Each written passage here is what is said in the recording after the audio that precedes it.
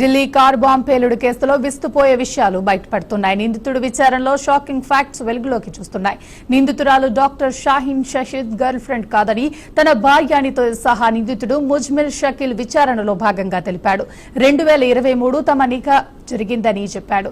Al-Falah university సమీపంలో మతపరమైన ప్రదేశం అందుకు వేదికైందని తెలిపాడు.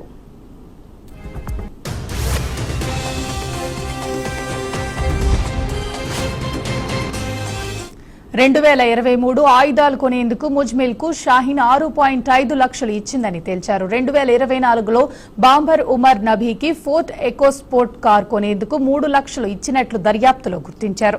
ఈ క్రమంలో ముజ్మిల్ షాహీన్ బంధం గురించి బయటకు వచ్చింది. దీని ద్వారా షాహీన్ కు జైషే మహ్మద్ మాడ్యూల్ తో ఉన్న సంబంధాలు వెల్లడవుతాయా అనే దిశగా అధికారులు దర్యాప్తు చేస్తున్నట్లు సమాచారం. వైట్ కాలర్ టెర్రర్ మాడ్యూల్ కు ఆయుధాలు, పేలుడు పదార్థాలు సమీకరించేందుకు 27 నుండి 28 లక్షలు ఇచ్చినట్లు సమాచారం.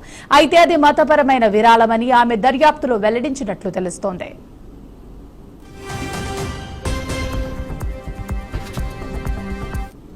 జైషే మహిళా విభాగంలో షాహీన్ కీలక పాత్ర పోషిస్తుందని ఇప్పటికే వెలుగులోకి వచ్చింది. భారత్ ఇటీవల నిర్వహించిన ఆపరేషన్ సింధూర్లో జైషే చీఫ్ మసూద్ అజార్ కుటుంబం చిన్నాభిన్నమైంది. ఆ ఉగ్ర సంస్థకు చెందిన ప్రధాన కేంద్రం కూడా ధ్వంసమైంది. ఈ క్రమంలో జైషే మహిళా బిగ్రేడ్ లాగా ఏర్పాటుకు ఆన్లైన్ కోర్సులు ప్రారంభించినట్లు నిఘా వర్గాలు గుర్తించాయి.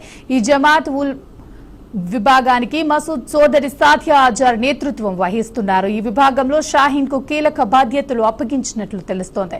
పాక్ లోని ఉగ్రవాదుల నుంచి అందుతున్న ఆదేశాలతో భారత్ లో మహిళా విభాగాలు స్థాపించి వారి నియామకాలు చేపట్టడం లాంటి కార్యకలాపాలు నిర్వహిస్తున్నట్లు నిఘా వర్గాలు తెలిపాయి.